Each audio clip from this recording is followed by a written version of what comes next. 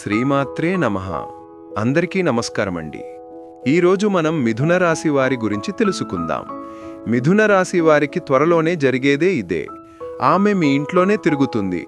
ఆమె ఎవరు, ఎందుకు తిరుగుతుంది తెలిస్తే మీ కాళ్ళు చేతులు వణికిపోతాయి. ఈ వీడియోని ఒంటరిగా చూడండి. సాక్షాత్తు ఒక దైవశక్తి మీ ఇంట్లో ప్రవేశించబోతుంది. ఆ దైవశక్తి ఆల్రెడీ మీ మీద కరుణాకటాక్షం అనేది స్టార్ట్ చేసింది. ఇంకా మీ ఇంట్లో ప్రవేశం ఒక్కటే ఆది ఉంది. ఎప్పటినుంచో మీ మీద ఆ దైవశక్తి అనేది ఏదైతే ఉందో అది తిరుగుతూ ఉంటుంది. ఆ దైవశక్తి ఎప్పుడూ మీ దగ్గరకు చేరుదామా అని ఎదురు చూస్తూ ఉంది. అలాగే మీ జీవితంలో ఉన్న కష్టాలన్నీ హరించి చక్కగా మీ దగ్గరకు వచ్చి మిమ్మల్ని కాపాడుకుంటూ, మీకు వచ్చే ప్రతి ఒక్క ఆపదను కాపాడుకుంటూ, మిమ్మల్ని చల్లగా చూడటానికి ఆ దైవశక్తి మీ చుట్టుపక్కలే తిరుగుతుంది. ఇక 10 రోజుల్లో ఆ దైవశక్తి మీ ఇంట్లో ప్రవేశించబోతోంది. ఆ దైవశక్తి గురించి మీకు మంచిగా ప్రతి ఒక్క సంకేతం తెలుస్తుంది. ఆ దైవశక్తి ఎంతో సైలెంటుగా మీ జీవితంలోనికి ప్రవేశిస్తుంది. కానీ ఆ దైవశక్తిని గుర్తించకపోతే మాత్రం మీ జీవితంలోనికి వచ్చినటువంటి ఆనందం అంతే సైలెంటుగా తొలగిపోవచ్చు. మరి మిథున రాశి వారు తీసుకోవాల్సిన జాగ్రత్తలేంటి?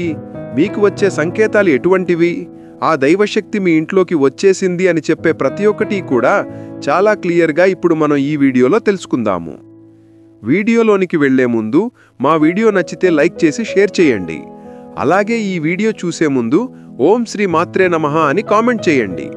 ఇక వీడియోలోకి వస్తే, ఈ మిథున రాశి వారు ఎవరైతే ఉన్నారో రాశి చక్రంలో ఏదైతే 12 రాశులు ఉంటాయో వాటి అన్నింటిలో కంటే కూడా ఈ రాశి ఎంతో ఓర్పు సహనము కలిగినవారు.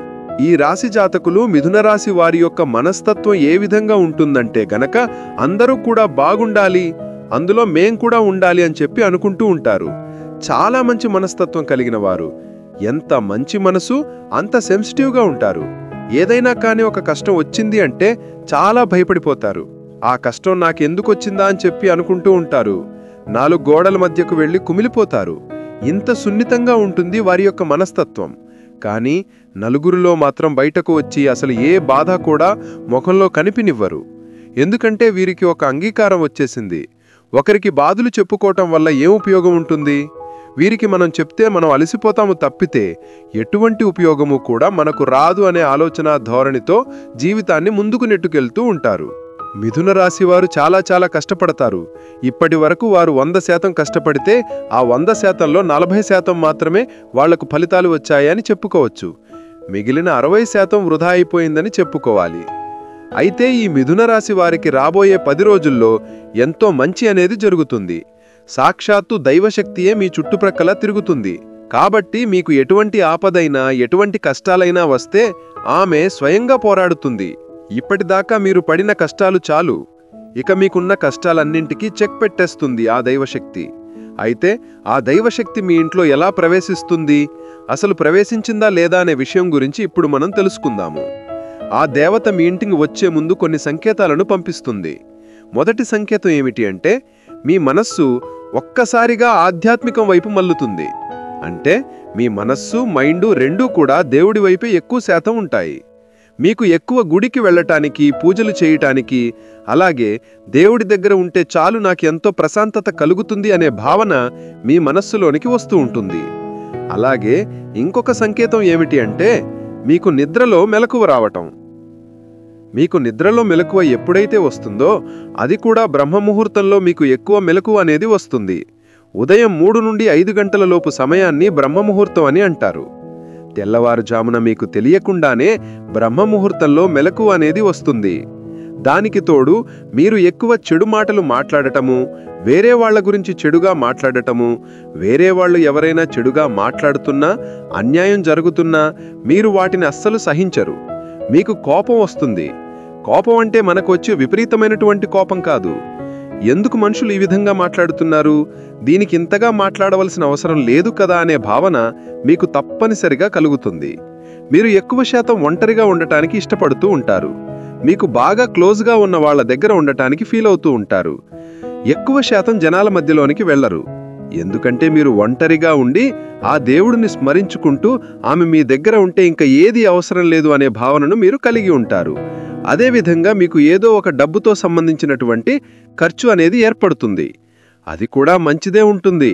ఎలా అంటే ఏదైనా గుడికి లేదంటే దేనికోసమైనా సరే డబ్బులివ్వటానికి ఆసక్తి చూపుతూ ఉంటారు. ఆ సమయంలో ఏమాత్రం కూడా వెనకాడకుండా మీ శక్తికి తగినట్టుగా సహాయం చేయండి. అలాగే మీరు ఎక్కువ శాతంగా జనాల మధ్యలో కూర్చోరు. వాళ్ళు మాట్లాడే అనవసరమైనటువంటి మాటల మీద మీకు ఏమాత్రం కూడా ఇంట్రెస్ట్ లేకుండా మీకు ఎంతసేపటికి సేవ, అలాగే దేవుడిని స్మరించుకోవటము, మంచి మాటలు వినటము, ప్రశాంతంగా ఒంటరిగా ఉండి మెడిటేషన్ చేసుకోవటము, ఎక్కువ శాతంగా పీస్ ఆఫ్ మైండ్ అనేది మీకు ఉంటుంది. అక్కడే మనకు అర్థమైపోతుంది కదా, మానవుడు అనేవాడు ఎప్పుడు చూసినా డబ్బు మీద, అలాగే దురాశ ఆలోచనలతో ఉంటాడు. మనిషి ఎక్కువగా నేను అది ఎలా పొందాలి, ఇది ఎలా పొందాలి అని చెప్పి తన మనస్సును అలాగే మైండ్ను పరిగెత్తిస్తూ ఉంటాడు. కానీ ఎప్పుడైతే మోహం అనేది తీరిపోతుందో అప్పుడు మంచి రూట్లో నడుస్తాడు. ఆ సమయంలో మనిషికి ఇవన్నీ కూడా ఎక్కువగా చేరువవుతూ ఉంటాయి. కాబట్టి ఈ సంకేతాలన్నీ కూడా మీకు చాలా ఈజీగా తెలుస్తాయి. ఈ సంకేతాలు మీకు రావటం స్టార్ట్ అయితే గనక ఇక అర్థం చేసుకోండి, దైవశక్తి మీ ఇంట్లోకి ప్రవేశించిందని. అక్కడి నుంచి మీకు ఎటువంటి కష్టాలు ఉండవు. అప్పటిదాకా మీరు చేస్తున్నటువంటి ప్రతి పనిలో వచ్చిన ఆటంకాలన్నీ కూడా తీరిపోతాయి. మీకు ఎటువంటి సమస్యలు అనేవి ఉండవు. మీ ఫ్యామిలీ పరంగా, అలాగే మీ ఇంట్లో పిల్లలు, మీ తల్లిదండ్రులు కావచ్చు, వారితో కూడా మీ సంబంధాలు మంచిగా మెరుగుపడతాయి.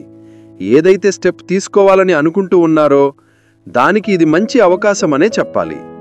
మీకు ప్రమోషన్ రావచ్చు, శాలరీ ఇంక్రిమెంట్ అనేవి జరగవచ్చు. ఆ పని ఇక జరగదు అని అనుకుని వదిలేసినప్పుడు అంటే ప్రతి ఒక్క పని కూడా ఇక మీకు తెలియకుండానే సజావుగా సాగిపోతూ ఉంటుంది. మీకు తెలియకుండానే ఆమె అనుగ్రహంతో ప్రతి ఒక్కటి మీ దగ్గరకు చేరువవుతూ ఉంటుంది. ఇక ఆ దైవత ఎవరు అంటే మీ కులదైవం. కొంతమందికి అమ్మవారు కులదైవంగా ఉంటూ ఉంటారు, మరి కొంతమందికి స్వామివార్లు కులదైవంగా ఉంటారు. ఈ మిథున రాశి వారు తమ కులదైవం ఎవరో తెలుసుకుని వారికి పూజలు చేయాలి. మీ ఇంటిలోనికి మీ కులదైవం అడుగుపెట్టే సమయం వచ్చేసింది. అయితే ఈ ఆధునిక జీవన శైలిలో చాలా మందికి తమ కులదైవం ఎవరో తెలియటం లేదు. ముఖ్యంగా తాతలు ముత్తాతల కాలం నుండి వస్తున్న ఆచారాలు, సంప్రదాయాలు మరుగున పడటం వల్ల ఈ పరిస్థితి ఏర్పడింది. ఈ రాశివారు తమ కులదైవాన్ని తెలుసుకోవటానికి కొన్ని మార్గాలు కూడా ఉంటాయి. మీ కుటుంబంలో వృద్ధులు, పెద్దలు ఉంటే వారిని సంప్రదించండి. వారికి మీ కులదైవం గురించి, దాని చరిత్ర గురించి, పూజా విధానాల గురించి తెలిసి ఉండవచ్చు. మీ ఇంట్లో పాత పూజా పత్రాలు, జాతకాలు లేక వంశవృక్షాలు ఉంటే వాటిని పరిశీలించండి. కొన్నిసార్లు వాటిలో కులదైవం పేరు లేక పూజా స్థలం గురించిన సమాచారం ఉండవచ్చు. మీకు తెలిసిన ప్రముఖ దేవాలయాల అర్చకులను లేదా పురోహితులను ఈ రాశివారును సంప్రదించండి. వారి గోత్రం ఆధారంగా మీ కులదైవం గురించి కొన్ని సూచనలు ఇవ్వగలరు. ఈ మిథున రాశి వారు తమ కులదైవాన్ని గుర్తించిన తర్వాత క్రమం తప్పకుండా పూజించటం అత్యంత ముఖ్యం. కులదైవ పూజకు కొన్ని ప్రాథమిక నియమాలు మరియు పద్ధతులు ఉంటాయి. వీలైనంత వరకు ప్రతిరోజు లేదా వారానికి ఒకసారి కులదైవానికి దీపం వెలిగించి ధూపం వేసి నమస్కరించండి. ఇది మీ దైనందిన జీవితంలో సకారాత్మక శక్తిని నింపుతుంది. కులదైవానికి సంబంధించిన పండుగలు, జయంతి రోజులు లేదా పౌర్ణమి, అమావాస్య వంటి ప్రత్యేక రోజుల్లో తప్పనిసరిగా పూజలు చేయాలి. కులదైవానికి ఇష్టమైన నైవేద్యాలను సమర్పించటం మంచిది. ఇది వారి కటాక్షాన్ని పొందేందుకు సహాయపడుతుంది. పూజించే స్థలం దైవం యొక్క చిత్రపటం లేదా విగ్రహం ఎల్లప్పుడూ శుభ్రంగా ఉండాలి. పూజించేటప్పుడు పూర్తి భక్తి శ్రద్ధలతో నిష్ఠతో ఉండాలి. కులదైవ ఆలయాన్ని సందర్శించటం వీలైనప్పుడన్నా మీ కులదైవం వెలసిన ఆలయంలో సందర్శించి అక్కడ పూజలు చేయండి.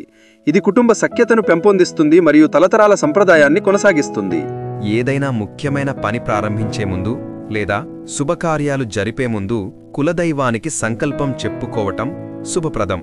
ఈ రాశివారు చెయ్యకూడని తప్పులు. కులదైవం ఇంటిని వీడి వెళ్ళిపోకుండా ఉండాలంటే ఈ రాశివారు కొన్ని తప్పులు చేయకూడదు. ఈ తప్పులు కులదైవానికి అగౌరవం కలిగించి వారి ఆశీర్వాదాలను దూరం చేస్తాయని నమ్మకం. కులదైవం గురించి తెలియకపోయినా తెలిసినా పూజించకుండా ఉండటం అతిపెద్ద తప్పు. ఇది దైవశక్తిని దూరం చేస్తుంది. పూజించే స్థలం లేదా ఇంటి వాతావరణం అపరిశుభ్రంగా ఉండకూడదు. అపవిత్రమైన వస్తువులను వాడకూడదు. కులదైవం గురించి గౌరవంగా మాట్లాడటం లేదా ఇతరులను ఎగతాళి చేయటం చేయకూడదు. పూజ చేసే రోజుల్లో లేదా పూజించే స్థలంలో మాంసాహారం తినటం లేదా మద్యం సేవించటం వంటివి చేయకూడదు. కొన్ని కుటుంబాల్లో కులదైవానికి సాత్విక నైవేద్యాలు మాత్రమే సమర్పిస్తారు. కులదైవం పట్ల నమ్మకం లేకుండా కేవలం ఆచారంగా పూజలు చేయటం వల్ల ఫలితం ఉండదు. పూర్తి నమ్మకంతో పూజించాలి. ఇంట్లో మోసం, అబద్ధాలు, అన్యాయం వంటివి చోటు చేసుకుంటే కులదైవం ఆ ఇంట్లో నివసించటానికి ఇష్టపడదని నమ్మకం. ఇంట్లో నిత్యం కలహాలు గొడవలు ఉండటం వల్ల సానుకూల శక్తి తగ్గిపోయి కులదైవం ఆశీర్వాదాలు దూరమవుతాయి. శాంతి, ఐక్యత ముఖ్యం. దైవకార్యాలు చేయకపోవటం, పేదలకు సహాయం చేయకపోవటం కూడా దైవానుగ్రహాన్ని దూరం చేస్తుంది. పూజలో అజాగ్రత్త, అశ్రద్ధ, నియమాలను పాటించకపోవటం వల్ల కూడా కులదైవం ఆగ్రహిస్తుందని నమ్ముతూ ఉంటారు. ఈ మిథునరాశివారు తమ కులదైవం తమ ఇంట్లో తిరుగుతుందని నమ్మాలి. ఈ నమ్మకాన్ని బలపరుచుకుంటూ తమ కులదైవాన్ని గుర్తించి నిత్యం భక్తి శ్రద్ధలతో పూజించాలి. ఇప్పుడు మనం చెప్పుకున్న ఈ తప్పులు చేయకుండా ఉండటం ద్వారా మీరు మీ కులదైవం ఆశీర్వాదాలను పొంది జీవితంలో సుఖంగా ఈ రాశివారు శ్రేయస్సు పొందగలరు. కులదైవం కేవలం ఒక దేవత కాదు, అది ఒక కుటుంబానికి ఆయుష్షు, అభివృద్ధి మరియు ఆధ్యాత్మిక బలాన్ని ప్రసాదించే శక్తి. కాబట్టి ఈ రాశివారు తమ కులదైవంతో అనుబంధాన్ని పెంపొందించుకోవటం ద్వారా వారి జీవితం మరింత సంతోషంగా మారుతుంది. అలాగే మీ కులదైవం పేరు ఏమిటో మీ కామెంట్ రూపంలో తెలియజేయండి. అలాగే మిథున రాశివారు జాగ్రత్త. ఇద్దరు వ్యక్తులు మీ ముందు చేతులు జోడించబోతూ ఉన్నారు, కానీ మీరు మాత్రం ఈ పని ఖచ్చితంగా చెయ్యండి. ఆ ఇద్దరు వ్యక్తులు ఎవరు, ఏం చేయబోతున్నారో ఈ వీడియోలో మనం తెలుసుకుందాం. ఇప్పటిదాకా ఎవరైతే మిమ్మల్ని హేళన చేశారో, ఎవరైతే మీ పతనాన్ని కోరారో, ఎప్పుడు చూసినా మిమ్మల్ని ఇన్సల్ట్ చేశారో, ఇప్పుడు స్వయంగా వాళ్లే వచ్చి మీ ముందు కూర్చుని చేతులను జోడిస్తారు.